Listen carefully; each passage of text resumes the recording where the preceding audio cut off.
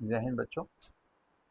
आज हम लोग सोशल स्टडी का जो क्लास 9th का पॉलिटी का सेक्शन है, जिसमें सेकंड चैप्टर है इलेक्शन, उसके बारे में क्या करेंगे, पढ़ेंगे, उसको समझेंगे। ये हमारी इंट्रोडक्शन क्लास होगी। दैट मीन एनसीईआरटी का जो एक्सप्लेनेशन है वो तो आपको मिलेगा ही। इसमें जो बेसिक कॉन्सेप्ट है इलेक्शंस के और जो मेन मुद्दा है समझने का वो ये है कि जैसे कि हमारे एंशियंट टाइम में ऐसा होता था।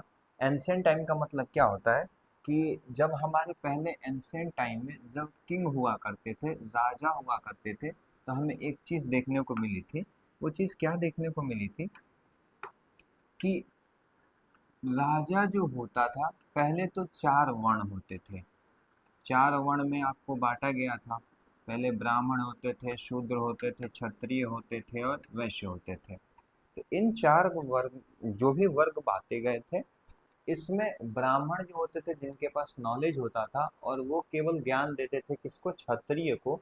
यानी कि राजा अगर कोई बन सकता था तो केवल वही इंसान बन सकता था जो वेदों का ज्ञान रखे। वेदों का क्या रखे, ज्ञान रखे। और इन वेदों का ज्ञान केवल क्षत्रिय को होता था। यानी कि ब्राह्मण जो लोग होते थे, जो ब्राह्मण कम्युनिटी थी वर्णा सिस्टम के अकॉर्डिंग, ये क्या करती थी, राजा केवल और केवल क्षत्रिय को बनाती है। हालांकि हमको बहुत सारे ऐसे प्रमाण मिलेंगे जहां से हम लोग देखेंगे, हिस्ट्री को जब पढ़ेंगे एंशंट हिस्ट्री में, तो मिलेगा कि कई ऐसे राजा थे जो शूद्र भी थे या फिर क्षत्रिय से अलग थे। लेकिन चार वर्गों में सबसे ऊपर जो है ब्राह्मण का तख्ता रहता था। वो सबसे मजबूत तख्ता था, जो कि केवल और केवल क्या करता है, ज्ञान की बात करता है, तो क्षत्रिय को देने की बात करता है। जैसे कि अगर वर्णा सिस्टम के अकॉर्डिंग देखेंगे तो हमारा जो सबसे बड़ा महाकाव्य है महाभारत, उसमें भी क्षत्रिय को ही केवल ज्ञान दिया जाता है, जो अर्जुन होते हैं।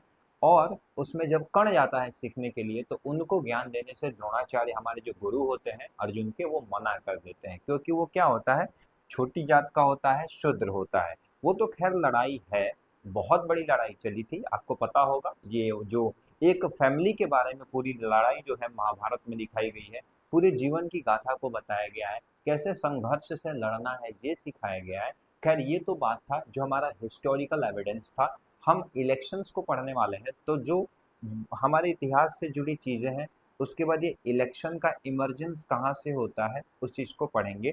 जैसा कि हम लोग जानते हैं, एंशियंट टाइम में जब भी किसी चीज को लिखा जाता था, उस लिखे हुए चीज को हम लोग मैन्युस्क्रिप्ट कहते थे। क्या कहते थे, मैन्युस्क्रिप्ट। ये मैन्युस्क्रिप्ट मतलब होता है हैंड रिटन हुआ करती थी। हैंड रिटन क्या हुआ करती थी, मैन्युस्क्रिप्ट हुआ करती थी।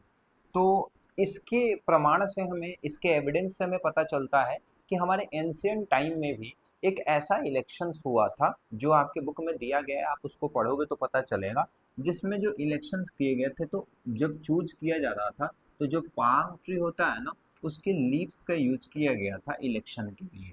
ऐसा नहीं है कि इलेक्शन ये आज ही हो रहा है, ये बहुत पहले भी हुआ करता था। मुद्दा बहुत है, किसको वोट का अधिकार देना चाहिए, किसको नहीं देना चाहिए।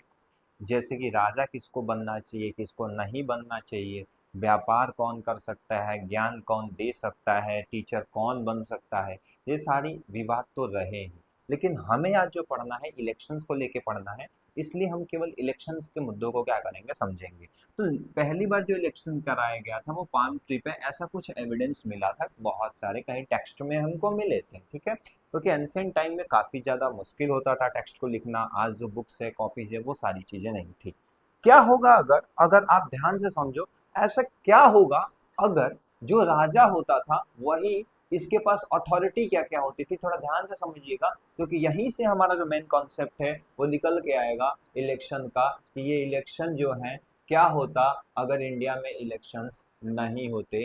तो जो पहले राजा हुआ करते थे उनका काम क्या होता था, ये राजा जो होंगे सबसे पहले इनका जो काम होता था, लैंड पे इनका क्या होता था, ऑनरशिप होता था। क्या होता था, लैंड पे ऑनरशिप, यानी कि जमीन पे जो इनका क्या होता था, टोटली अधिकार होता था। जिस एरिया में, जिस रेगन में, जिस भी सल्तनत में ये अपना अंपायर खड़ा किए थे, वहां के सारे जमीन का जो भी नियम होंगे, पॉलिसीज होंगे, जो राइट्स होंगे, टोटली किसके पास होते थे, राजा के पास होते थे। उसके अलावा अगर हम जुडिशरी की बात करें, जो न्यायपालिका जिसे हम लोग कहते हैं, यानी कि न्याय देने का अधिकार भी किसको था, वो किसका था, तो राजाओं का ही था। जैसे कि आज विवाद चलता रहता है कि ये सरकार जो है अपने मन से कुछ भी क्या कर देती है, कानून लेके आ जाती है। ये सरकार जो है कुछ भी अपने मन से पॉलिसीज बना देती है। ये सरकार अपने मन से क्या करती है, काम करती है। तो पहले जो राजा होते थे वो भी क्या होते थे, किसी के गुलाम नहीं होते थे, वे अपने काम से क्या करते थे, काम करते थे। तो आज जो हमें समस्या देखने को मिल रहा है कि अगर गवर्नमेंट जो डेमोक्रेटिक नेशन में मनमौजी कर रही है तो वो गलत है, क्योंकि अगर इस गवर्नमेंट का हाथ, अगर आप सोचो वो नज़ारा क्या होगा अगर ये गवर्नमेंट है इसी के अंडर में आपका सुप्रीम कोर्ट आ जाए, आपका हाई कोर्ट आ जाए, आपका डिस्ट्रिक्ट कोर्ट आ जाए, और जो आपकी पुलिस है वही आ जाए, यानी कि ये सरकार जो कहेगी वही काम अगर ये करने लगे, तो फिर आप सोचो कितना भयावह वो दृश्य होगा कि ये जो सरकार होगी कुछ भी करेगी लेकिन कोई भी पनिशमेंट इस सरकार को नहीं दिया जाएगा, क्योंकि इस सरकार का पूरा अधिकार है, पूरा हक है कि कानून को क्या कर सकती है, बना सकती है। तो ये नज़ारा काफी भयावह और खतरनाक दिखता है कि ऐसे तो भैया क्या होगा, ये सब मर्डर भी कर देंगे तो क्या होगा, इनको कोई सजा नहीं होगी। तो सेम इसी तरीके से पहले के टाइम में जो राजा हुआ करते थे उनके पास लैंड का अधिकार होता था और जो जज देने का भी अधिकार होता था उन्हीं को होता था। विक्रमादित्य की कहानी पढ़ते हैं जहाँ दो लेडी पहुंचती हैं कि भैया एक बच्चा को लेकर, ये मेरा बच्चा है, मेरा बच्चा है। ऐसी हजारों कथाएं हम लोग क्या कर चुके हैं, सुन चुके हैं, जान चुके हैं, पढ़ चुके हैं, जहाँ पे हमने देखा कि न्याय देने का अधिकार किसको होता था, राजा को होता था। तो आप समझो जो न्याय देता है, जो कानून बनाता है, वो कानून में अपना नाम कभी नहीं देता, अपना नाम कभी नहीं देता। ये बात सही है, लोग दूसरों की गलती पे जज बन जाते हैं और अपनी गलती पे एडवोकेट बन जाते हैं। तो सोचो क्या वो होगा जब कोई कानून भी बनाया जाएगा तो वो राजा बना रहा है, क्या बना रहा है, राजा बना रहा है। बहुत सारी समस्या।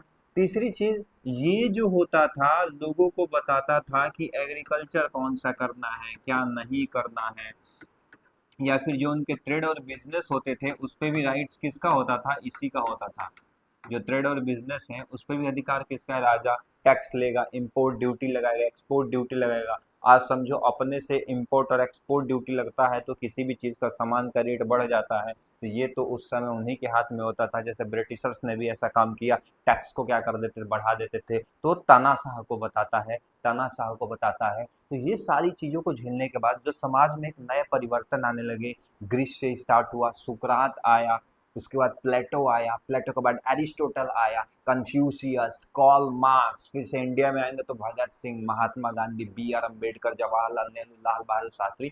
इन सारे लोगों के दिमाग में एक चीज चला कि भैया जैसे अमेरिका आजाद हुआ, जैसे अमेरिका इंडिपेंडेंस हुआ, जैसे अमेरिका में डेमोक्रेटिक नेशन चलता है, क्यों ना हम वैसा ही डेमोक्रेटिक नेशन इंडिया में लेके आए। क्योंकि हमारा अमेरिका 1776 और 83 में क्या हो चुका था, टोटली डेमोक्रेटिक बन चुका था। यूरोपियों में भी हम देखेंगे, यूरोप में भी देखेंगे तो यही चीज होता है, डेमोक्रेटिक नेशन बनाने की मांग की जाती है। लोग जो होते हैं, फ्रेंच रिवॉल्यूशन हम पढ़ेंगे वहां पे भी यही काम करते हैं। तो ये जो सब शोषण लगातार बढ़ता जाता है, जैसे हमारे धर्मों में भी ये कहा गया है कि जब जब इस धरती पे अत्याचार बढ़ेगा तो भगवान विष्णु अपना रूप लेके क्या होंगे, आएंगे और हमारे पृथ्वी को क्या करेंगे, बचाएंगे। तो वैसे ही ये सारे जो सिस्टम्स थे जिससे लोग पूरी तरीका से परेशान हो चुके थे, क्योंकि जब गलती किए तो भी जब जाते थे राजा के पास में तो राजा कभी अपनी गलती स्वीकार नहीं करता था, दंड भी देता था उनको। तो ये बहुत सारी प्रॉब्लम होती थी लोगों को। और जितने भी लोग थे फंसने वाले थे वो कौन होते थे, तो वो लोग होते थे। कौन से लोग होते थे, लोग। यानी कि अगर देखें तो सबसे ज्यादा पूरे इतिहास में देखा जाए तो फंसने वाले वो थे जो फार्मर्स हमारे थे, या फिर फार्मर्स के अलावा कह लो जो पुअर पीपल थे, या फिर कह लो एस सी एस टी शूद्र जो लोग थे ना, पुअर यानी गरीब लोग थे, वो लोग क्या हुए थे, बहुत ज्यादा इस चीज को झेले थे। तो यहाँ पे हमने देखा क्या कि भैया ये चीज देखने को मिलेगी। जैसे ऐसा समझो, अगर मुझे ये डिजिटल बोर्ड बनाना है, क्या बनाना है, एक डिजिटल बोर्ड, तो हमें सबसे पहले इसके रॉ मटेरियल चाहिए, हमें इलेक्ट्रिसिटी चाहिए, ठीक है, हमें सिलिकॉन चाहिए, और भी जो इसमें मदरबोर्ड चाहिए, जो अदर दूसरे दूसरे जगह से क्या किया जाता है, मंगवाया जाता है, मान के चलो। और लास्ट एक और चीज बहुत इंपॉर्टेंट, लेबर भी चाहिए बनाने के लिए। तो देखिए भैया, अगर रॉ मटेरियल में आप कमी करोगे तो बोर्ड की क्वालिटी में कमी आएगा। आप इलेक्ट्रिसिटी नहीं रखोगे, बन नहीं पाएगा। आप सिलिकॉन नहीं दोगे, क्वालिटी नहीं आएगा, या फिर वो काम नहीं कर पाएगा जिस उद्देश्य से बनाया गया। मदरबोर्ड नहीं होगा तो डिजिटल बोर्ड किस काम का यार। तो लेबर, तो यहाँ पे हम देखें कि इन चीजों को हम कम नहीं कर सकते, इनको ना ही बैड क्वालिटी में ला सकते हैं, क्योंकि बैड क्वालिटी होगा तो आप आगे इन चीजों को सेल नहीं कर पाओगे। तो भैया चीजें क्या हुई कि सब जितने भी इन्वेस्टर थे उनके दिमाग में आया कि अगर हम प्रॉफिट को जनरेट कर रहे हैं तो एक जगह दिखता है, वो है लेबर। इनकी सैलरी को क्या कर दिया जाए, कम कर दिया जाए। अंततः फंसता वही है जो सबसे गरीब होता है। वही चीज देखने को हमको क्या होती थी, यहाँ पे भी मिलती थी। तो सबसे ज्यादा शोषण करने वाले कौन से लोग थे, वो थे आपके वही पुअर फार्मर। तो भैया यहाँ से आया बात, जो हमारे कॉन्स्टिट्यूशन जिसको हम लोग कहते हैं, जो संविधान जैसे कहते हैं ना, ना गीता से चलेगा, ना कुरान से चलेगा, ना बाइबल से चलेगा, ना पुराण से चलेगा। हिंदुस्तान किसी की बाप की जागीर नहीं है, चलेगा तो सिर्फ संविधान से चलेगा। तो इस चीज को देखते हुए हम कॉन्स्टिट्यूशन में जो पहला स्लोगन देखते हैं, जो कि पिछले चैप्टर में आपने पढ़ा होगा, बाय द पीपल, उस चीज को बताता है। फिर किस चीज को बताता है, टू द पीपल, और क्या बताता है, फॉर द पीपल। जो कि अब्राहम लिंकन, जो कि हमारे क्या थे, अमेरिका के प्रेसिडेंट, उन्होंने ये क्या दिया था, स्लोगन दिया था। और डेमोक्रेटिक नेशन को बहुत अच्छे से डिफाइन किया था और बताया था कि जो भी सरकार बनेगी, लोग, ये जो संविधान बनाया गया किसके द्वारा बनाया गया, लोगों के द्वारा। किसके लिए बनाया गया, लोगों के लिए बनाया गया। और to the people, for the people, by the people, मतलब लोगों का, लोगों के लिए, और लोगों का लोगों के लिए बनाया गया ये संविधान। इसका मतलब समझिएगा ध्यान से कि ये संविधान बनाया गया किसके द्वारा बनाया गया, किसको ध्यान में रखते हुए बनाया गया, वही शोषित वर्ग, जो कि पहले से शोषण को झेलता आ रहा था। शोषण को क्या कर रहा था, झेलता आ रहा था। उसी शोषित वर्ग, यानी कि जो पुअर फार्मर्स थे, पुअर लोग थे, जो लोग एक्स्ट्रा टैक्स को क्या कर रहे थे, पे कर रहे थे, एक्सप्लोटेशन होता था। आज अगर हमारे स्कूल की सैलरी में 10 दिन लेट हो जाता है ना, तो हम लोग क्या हो जाते हैं, बहुत गुस्सा हो जाते हैं। सोचो पहले के लोगों का 50% जो टैक्स है अगर गवर्नमेंट ले ले, क्या हालात रहेंगे। तो सोचो कितनी बुरी स्थिति रही होगी हमारे उन पूर्वजों की जो हमारे भारत में रहे हैं। तो यहाँ से कॉन्स्टिट्यूशंस में एक कॉन्सेप्ट निकल के आता है कि भैया अब हम क्या होंगे, किंग नहीं होंगे, हम क्या करेंगे, लीडर को चूज करेंगे। और लीडर चूज किसके द्वारा किया जाएगा, बाय पीपल, लोगों के द्वारा चूज किया जाएगा। और सारा अधिकार किसको दे दिया जाता है, लोगों को दे दिया जाता है। क्योंकि इस पूरे भारतवर्ष में अगर सबसे ताकतवर कोई है तो वो है साधारण आम इंसान। आम इंसान के पास एक ऐसी ताकत है जो किसी भी सिचुएशन में सरकार को क्या कर सकती है, बदल सकती है, क्रांति ला सकती है। और पूरा देश के जो युवा हैं, जिसको कि हक दिया गया, वो बच्चे जो कि 18 साल के हो चुके हैं, यानी कि जिनको एम्प्लॉयमेंट मिलना चाहिए, कि भैया आप क्या दो, आप वोट दो, अपना लीडर चूज करो, और अपने देश के डेवलपमेंट में एक ऐसा लीडर का चूज करो जो कि इस देश को समृद्ध बनाएगा। तो हम कुल मिला करके देखेंगे, क्योंकि ऐसा माना जाता है कि जो बच्चे 18 साल के होते हैं वो एंडोलेशंस के लास्ट स्टेज पे होते हैं, या क्रॉस, मान लीजिए समझ इतनी बढ़ चुकी है कि वो अपना निर्णय खुद ले सकते हैं। तो इसलिए 18 ईयर के बच्चे ने क्या किया, गवर्नमेंट ने सबको वोट देने का राइट्स दिया था। बहुत इसके लिए भी क्रांतियां हुई, वोट दिया गया शुरू में। तो भैया बहुत बहुत प्रॉब्लम होती थी, आप ऐसे समझ लो। जैसे कि 4 वर्ग हमने पढ़े, आप ध्यान से समझो। अगर ये 4 वर्गों को पकड़ा जाए, अगर 4 वर्ग हैं जो भी, इस वर्ग में अगर देखा जाए, वोट देने का अधिकार मान लो केवल ब्राह्मण और शूद्र को दिया जाए, सॉरी, ब्राह्मण और क्षत्रिय को दिया जाए, तो क्या शूद्र और वैश्य कभी लीडर बन पाएंगे, नहीं बन पाएंगे। कभी भी इनको अधिकार नहीं दिया जाएगा तो लोग उनके लिए काम नहीं करेंगे। आज भी देखो गांव में इलेक्शन होता है, इलेक्शन से पहले लोग हर घर में हर गली में जाके महिलाओं का पैर छूते हैं। जब देखेंगे पूजा होगा, कोई भी पब्लिक वर्क होता है, बड़े फंक्शंस होते हैं, वहां पे जाकर के लोगों की सेवा करते हैं। और अगर सोचो ये वोट देने का अधिकार उनको नहीं होता तो उनको कौन पूछता। हमारे गांव में छठ पूजा होता है, आपके गांव में भी होता होगा, देखे होगे जितने भी फंक्शंस फेस्टिवल होते हैं गांव के जो नाम रोशन करने के लिए कराए जाते हैं, वहाँ पे जो पॉलिटिकल लीडर होते हैं जाते हैं और लोगों की क्या करते हैं, देखभाल करते हैं। कोई समस्या होती है तो उसका समाधान भी करते हैं। आप सोचो जिसको कि वोट देने का अधिकार नहीं है, क्या वो लीडर उनके पास जाएंगे? नहीं जाएंगे। वही सिचुएशन, शुरू में वोट देने का अधिकार शूद्र को नहीं दिया गया, कई बार इकोनॉमिकली वीकर सेक्शंस को भी नहीं दिए गए। उसके बाद हम देखेंगे तो हमारे जो महिला थी, जो वुमेन्स थे, उनको भी अधिकार नहीं दिया गया। तो ये तो अधिकार हम लोग देखेंगे। उसमें एक आर्टिकल है जिसमें बताया जाएगा कैसे अमेरिका में ये क्रांति महिलाओं ने चालू की थी, उसके बाद महिलाओं को भी वोट देने का अधिकार दिया गया। तो यहाँ से हमने एक चीज समझा कि भैया अगर 18 साल का बच्चा चुनेगा तो कैसे चुनेगा अपने लीडर को? तो उसके लिए हम लोग क्या कराएंगे, इलेक्शन, जिसको कि हम क्या करेंगे, इलेक्शन कहते हैं, यानी हिंदी में चुनाव कहते हैं, जो गांव में भी देखने को हमको क्या होता है, मिलता है।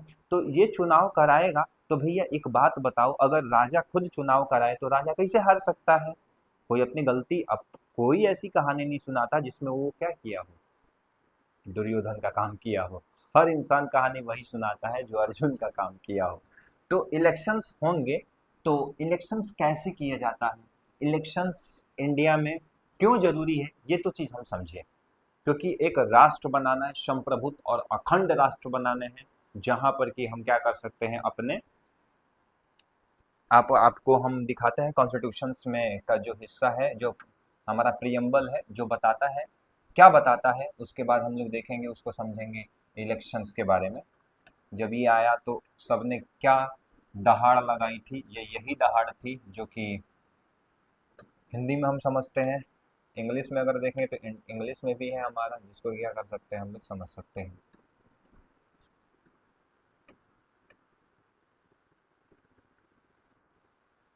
देखिए,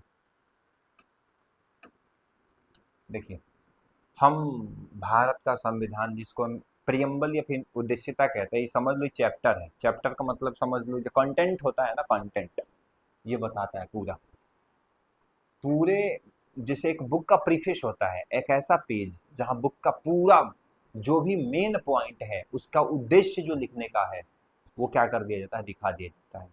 जैसे आपको कि कोई बुक को पढ़ना हो, समझना हो किस फील्ड के लिए, किस इसके बारे में लिखी गई, उसका प्रीफेस पढ़ लो, आपको हर चीज पता चल जाएगा। इन द सेम वे संविधान में हमारा बोला गया है, भैया कॉन्स्टिट्यूशन का जो प्रियम्बल है उसको पढ़ लो, आप समझ जाओगे। हिंदी में समझो, हम भारत के लोग भारत को एक संपूर्ण प्रभुत्व संपन्न समाजवादी पंथ निरपेक्ष लोकतंत्रात्मक गणराज्य बनाने के लिए तथा उसके समस्त नागरिकों को सामाजिक, आर्थिक और राजनीतिक न्याय, विचार, अभिव्यक्ति, विस्मर्श, धर्म और उपासना की स्वतंत्रता, प्रतिष्ठा का अवसर की समानता प्राप्त करने के लिए तथा उन सब में व्यक्ति की गरिमा और उनके राष्ट्र की एकता और अखंडता को सुनिश्चित करने वाले बंधुता को बढ़ाने के लिए दृढ़ संकल्प होकर के अपने इस संविधान सभा आज की तारीख 26 नवंबर 1949 की तिथि थी को एतद द्वारा इस संविधान को अंगीकृत, अधिनियमित और अर्पित, आत्मार्पित करते हैं। यानी कि ये घटना है 26 नवंबर की 1949 की, जब भारत के संविधान को स्वीकार कर लिया गया था कि यही हमारा भारत का संविधान होगा। और वहीं से हमारा जो देश है गणराज्य बन गया। गणराज्य मतलब रिपब्लिक बन गया, जहां इलेक्शंस क्या हुए, चालू हुए। 1950 से ही घटना क्या होती है हमारे भारत के इतिहास में चालू होती है। बहुत ही खुशी का लहर होता है पूरे देश में। 1950 का वो दिन 26 जनवरी, जिस दिन भारत पहली बार रिपब्लिक क्या किया था, सेलिब्रेट किया था, रिपब्लिक डे।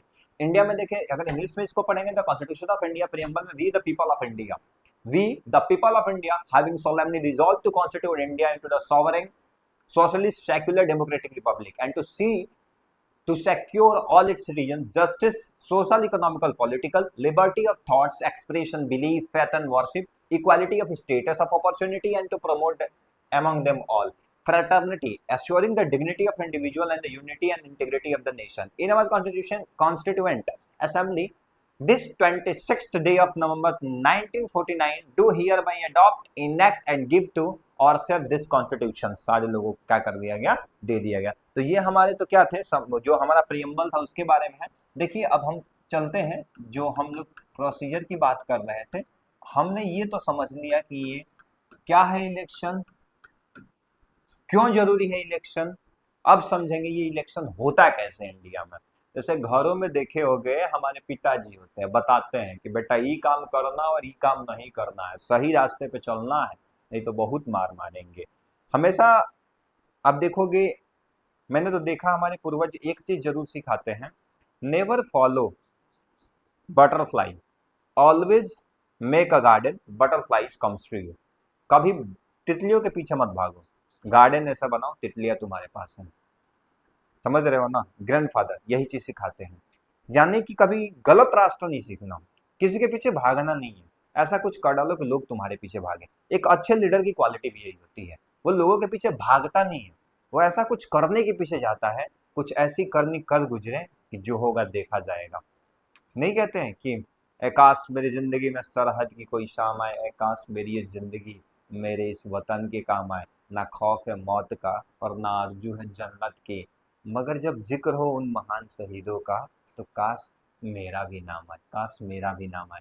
तो एक लीडर में ऐसा कुछ क्वालिटी होना चाहिए, जैसे कि हमारे एपीजे अब्दुल कलाम थे, कि जाने के बाद कुछ ऐसा कर गुजरे कि हमारे मरने के बाद भी हमको शताब्दियों तक क्या किया जाएगा, याद किया जाएगा। कुछ करने का जुनून हो, देश के विकास का जुनून हो, कुछ ऐसा जुनून जो हमारे देश को एक समृद्ध विकास विकसित बना सके और कहीं ना कहीं हमारे युवाओं को प्रेरित कर सके। ऐसा कुछ कहानियां हो, इंस्पायरिंग स्टोरीज हो। ऐसा लीडर महत्वाकांक्षी होना चाहिए, पहली एलिजिबिलिटी है महत्वाकांक्षी होना चाहिए। तब हम लोग क्या कर पाएंगे, बहुत ही समृद्ध और अच्छा देश बना पाएंगे। तो कैसे होने में हम लोग समझ पाए, दादाजी की बात कर रहे थे कि हमारे दादाजी क्या करते हैं, हमको बताते हैं कि हम लोगों को क्या करना और क्या नहीं करना। तो इलेक्शंस तो होगा, लेकिन इनको बताना कौन है कि इलेक्शंस में क्या करना है नहीं करना है। वो हमारा होता है एक बॉडी है जिसको हम क्या कहते हैं, इलेक्शन कमीशन ऑफ इंडिया। ठीक है, election of commission of India एक नॉन गवर्नमेंटल, किसी सरकार के अंडर में काम नहीं करती है। ये याद रखिएगा, इलेक्शन कमीशन ऑफ इंडिया एक इंडिपेंडेंट बॉडी है। इंडिपेंडेंट बॉडी किसी के दबाव में काम नहीं करती है। इलेक्शन कमीशन ऑफ इंडिया किसी की जागीर नहीं है, कोई भी सरकार हो।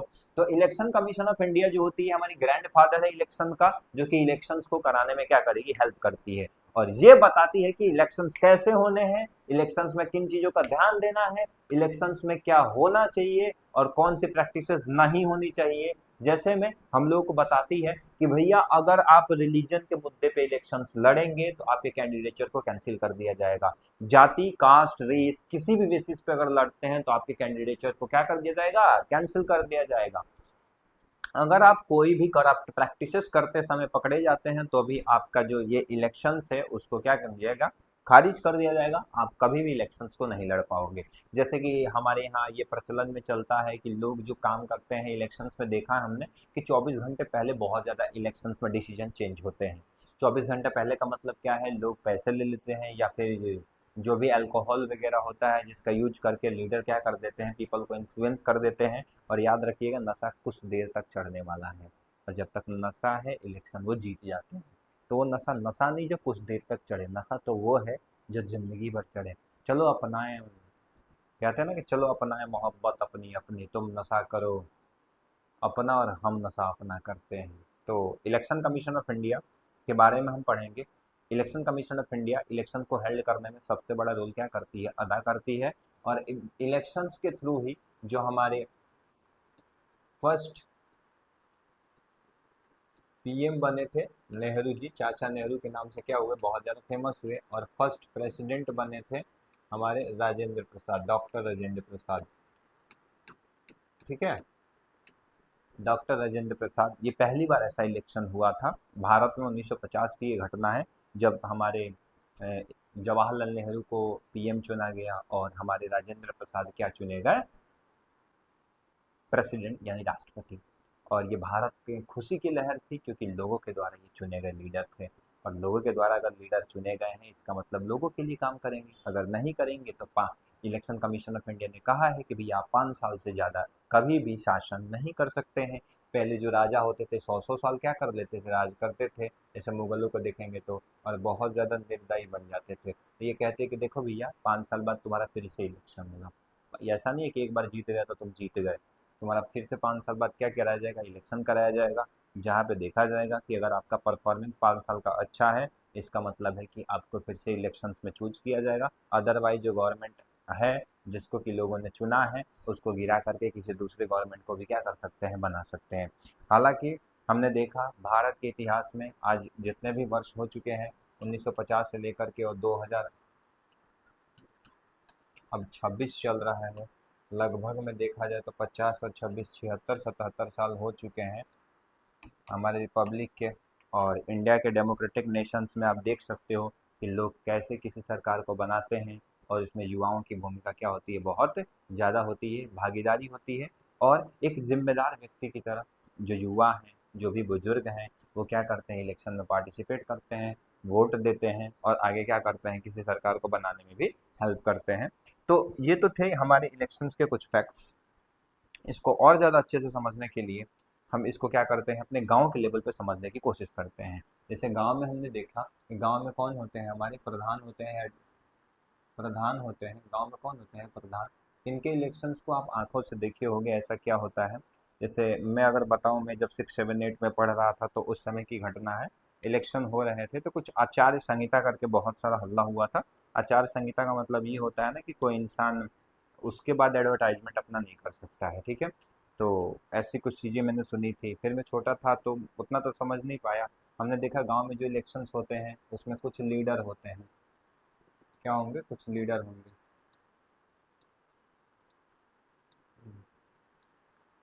इसका संख्या फिक्स नहीं है, कितने भी लीडर क्या हो सकते हैं, उठ सकते हैं। वो लीडर जाएंगे, उनका नॉमिनेशन होता है सबका, नॉमिनेशन होगा, और उस नॉमिनेशन में सब लोग जाएंगे, अपना नॉमिनेशन फॉर्म जा करके तहसील ब्लॉक में क्या करते हैं, अप्लाई करते हैं। उसके बाद एक डाटा रिलीज होता है, जिसमें ये दिखाया जाता है कि इस गांव से कितने लीडर, नंबर ऑफ लीडर्स जो हैं क्या हुए हैं, ने नॉमिनेशन फॉर्म को क्या कर किया है, भरा है। कई बार ऐसा होता है कि नॉमिनेशन फॉर्म भरने के बाद से धमकी दे करके कई ऐसे लीडरों को बैठा दिया जाता है, ये भी देखने को मिलता है। ये तो जो प्रैक्टिस है ग्राउंड लेवल की हैं, हमारे गांव में मैंने देखा है काफ़ी अच्छे से इलेक्शंस होते हैं। और काफ़ी ज़्यादा जो आप करप्शन की बात कर ले उसको भी हम क्या करते हैं, देखते हैं। और आप भी क्या किए होगे, देखे होगे इलेक्शन का डिसीजन कैसे चेंज होता है 24 आवर पहले, ये आप भी सुने होंगे और मैं भी सुना हूँ। ये इलेक्शंस जो है हमारे लिए, ऐसे समझ लो यही एक विकास का रास्ता है। अगर इसका इस्तेमाल हम गांव वाले नहीं करते हैं, समझ लो इलेक्शन को एक अच्छा लीडर चुनने में, तो हम अपने विकास को कभी नहीं कर पाएंगे। जैसे कि अगर देखेंगे हमारे यहाँ भी तो मुद्दे जो होते हैं ज़्यादातर, पंचायत होता है तो वहाँ मुद्दे होते हैं टेम्पल बनवाया जाए, कहीं मुद्दे होते हैं ज़मीन के विवाद को लेकर के, कहीं पे मुद्दा होता है जो भी वो होता है पर्सनल बेनिफिट को लेकर के। कोई ऐसा मुद्दा नहीं होता जो पब्लिक फैसिलिटी की बात करे, और उस पब्लिक फैसिलिटी में जैसे किसी देश को समृद्ध होने में अगर सबसे बड़ी भूमिका कोई है तो वो क्या है, एजुकेशन। एजुकेशन के बाद जो होती है उसकी पावर कहाँ से पता चलती है, उसकी मिलिट्री से पता चलती है। और तीसरी चीज़ वहाँ पे जो लोग क्या होता है, इंफ्रास्ट्रक्चर। इंफ्रास्ट्रक्चर कैसा है वहाँ का, अगर इंफ्रास्ट्रक्चर अच्छा है, और तो चौथा चीज़ क्या होता है, ईज ऑफ बिजनेस, बिजनेस करना कितना वहाँ पे आसान है। जिस देश में एजुकेशन अच्छा है, मिलिट्री अच्छी है, इंफ्रास्ट्रक्चर अच्छे हैं, बिजनेस करना आसान है, वो देश ऑटोमेटिकली क्या होगा, कुछ नाम देख लीजिए आप, अमेरिका को पकड़ लीजिए, देखिए यही है। एजुकेशन कितना अच्छा है, एजुकेशन के साथ साथ मिलिट्री भी पावरफुल है। एजुकेशन होगा तो मिलिट्री ऑटोमेटिक होगी, क्योंकि स्किल मिलिट्री आती है वहाँ पे, काफ़ी ज़्यादा टेक्नोलॉजी का भी यूज़ किया जाता है। इंफ्रास्ट्रक्चर अच्छे चाहिए, इंफ्रास्ट्रक्चर के बाद से क्या चाहिए, बिजनेस अच्छा हो, ईज ऑफ बिजनेस हो, हेल्थ केयर सेक्टर अच्छे हो, तो ऑटोमेटिकली उस देश का क्या होता है, डेवलपमेंट होता है। हम जापान को देख सकते हैं, रसिया को देख सकते हैं, यहाँ हम अमेरिका को देख सकते हैं। ये ऐसे नेशन है जो एजुकेशंस को क्या करते हैं, बढ़ावा देते हैं। ये काफ़ी बुरा लगता है हम लोग को देख करके कि यहाँ पे जो बच्चे होते हैं, जो लड़के होते हैं, लड़कियाँ होती हैं, वो वहाँ के देश के मिलिट्री में, फौज में जाती हैं, देश का नाम रोशन करती है, देश को सुरक्षा प्रदान करती हैं।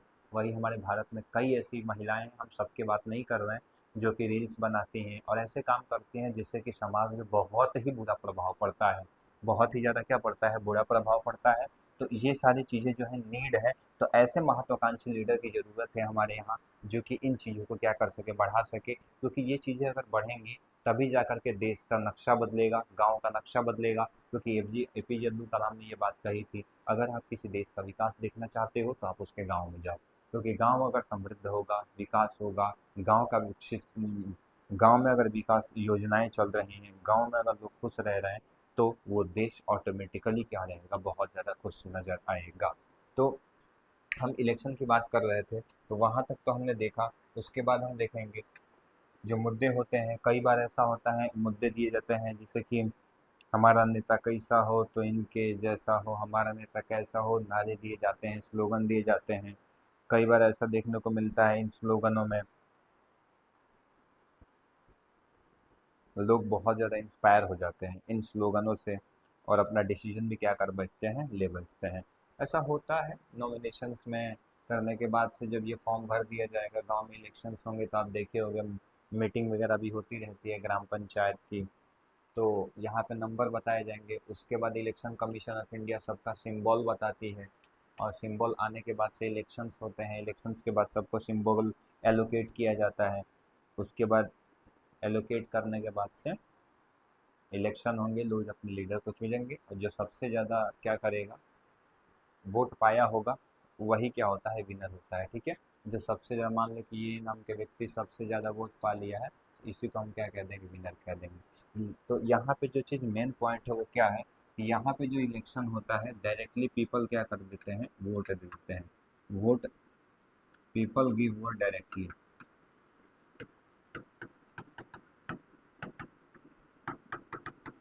और पीपल जो डायरेक्टली वोट हो जाती है, तो इसको हम लोग जो कहेंगे इलेक्शन के टाइप में, ये डायरेक्ट इलेक्शन होता है। डायरेक्ट क्या होता है, इलेक्शन इसको हम लोग कहते हैं। डायरेक्ट इलेक्शंस में क्या होता है, पीपल डायरेक्टली अपने लीडर को चूज करेंगे, जैसा कि गांव में हमने देखा था। आपने इस चीज़ को क्या किया होगा, देखा होगा। दूसरी चीज़ हम देखेंगे, तो हमको तो आज तक नहीं समझ पाए, ना पहले ना अभी तक, काफ़ी ज़्यादा मुश्किल होता था ये समझना कुछ समय पहले तक, ये प्रेसिडेंट कैसे चुनने जाते हैं, प्रेसिडेंट या फिर गवर्नर कैसे चुन लिए जाते हैं। हम तो इनको चुनते ही नहीं है, तो ये फिर कैसे कोई प्रेसिडेंट बन जाता है या फिर कोई गवर्नर बन जाता है। तो देखिए भैया, जो हम हिंदी में विधायक चुनते हैं, एमएलएज, और जो एमपी होते हैं पार्लियामेंट में, मेंबर ऑफ पार्लियामेंट और मेंबर ऑफ लेजिस्लेटिव असेंबली, ये दोनों जो लोग होते हैं, इनका योगदान होता है इनको चुनने में। थोड़ा सा इनका इलेक्शंस का टाइप भी हम पढ़ेंगे तो काफ़ी अलग अलग टाइप के होते हैं।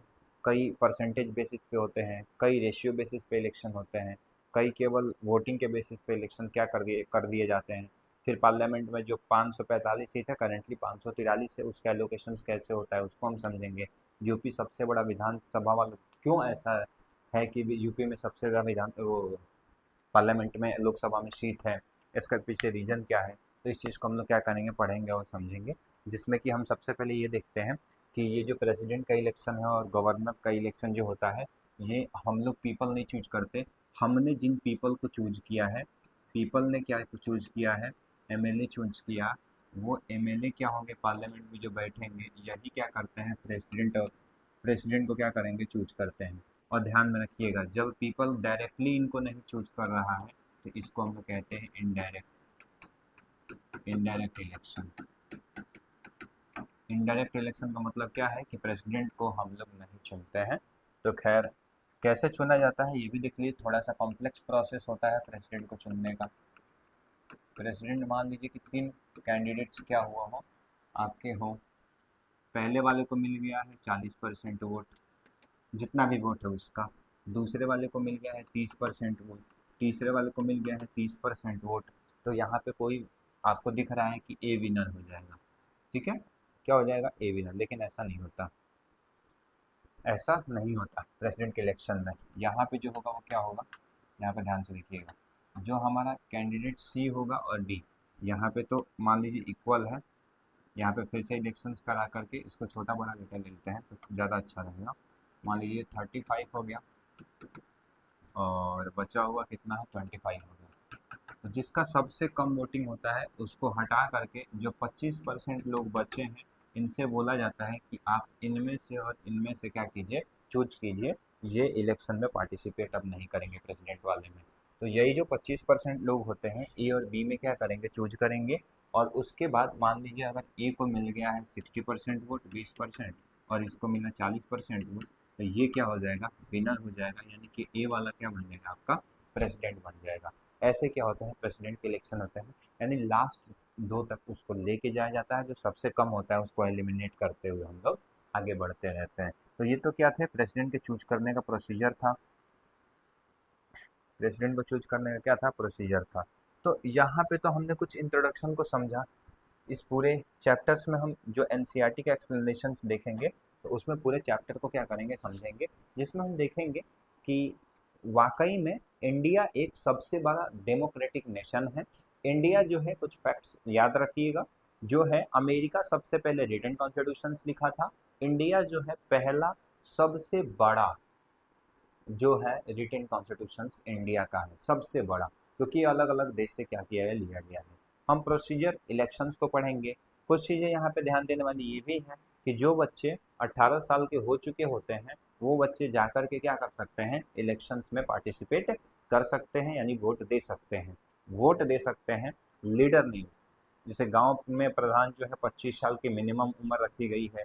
फिर अब आगे बढ़ेंगे, अगर हम जैसे कि प्रेसिडेंट का इलेक्शन तो 35 ईयर रखा गया है। फिर अगर आप जाएंगे पीएम के लिए 25 ईयर ही रखा गया है। 30 ईयर वाइस प्रेसिडेंट के लिए होता है, राज्यसभा के सदस्य के लिए भी रखा गया है 30 ईयर। जो हमारे लोकसभा के सदस्य होते हैं उनके लिए 25 साल का क्या रखा गया है, रखा गया है कि कम से कम आप 25 साल के होंगे तभी आप कंटेस्ट कर सकते हैं इलेक्शन में। कुछ ये चीज़ें होती है। कुछ इलेक्शन में ध्यान देने वाली बात ये होती है कि आप पे कोई करप्शन का केस नहीं होना चाहिए, बैंकरप्सी का केस नहीं होना चाहिए, आप किसी लाभान्वित पद पे नहीं होने चाहिए, आप इंडिया के सिटीजन होने चाहिए, आप पे कोई एफआईआर नहीं होनी चाहिए, तभी आप क्या कर सकते हैं, लीडर या फिर इलेक्शंस में कॉन्टेस्ट कर सकते हैं, चाहे वो किसी भी चीज़ का क्या होगा, इलेक्शन होगा। तो ये तो कुछ ओवरव्यू थे इस चैप्टर के। अगले वीडियोज में हम एक एक टॉपिक को बताएंगे, कैसे अलग अलग टाइप के इलेक्शन को हेल्ड किए जाते हैं, कितने टाइप्स के इलेक्शन होते हैं, इसको कौन गवर्न करता है, कैसे वोटिंग होती है, कैसे सीट का एलोकेशन होता है, क्यों 543 सीटें हैं, ऐसा क्यों है कि यूपी में सबसे ज़्यादा है, बिहार में सबसे ज़्यादा सीट है, कहीं पे देखेंगे तो सीट बहुत ज़्यादा बहुत कम है। तो जहाँ पे सीट ज़्यादा होगा वहाँ पे बहुत ज़्यादा योजना लाया जाएगा, क्योंकि जब तक आप योजना नहीं लाओगे, लोगों को लाभ नहीं पहुँचाओगे, लोग आपको वोट नहीं देंगे। इसलिए तो भारत को लोकतांत्रिक देश कहा जाता है। ठीक है, तो नेक्स्ट वीडियो में इसके आगे हम क्या करेंगे और देखेंगे।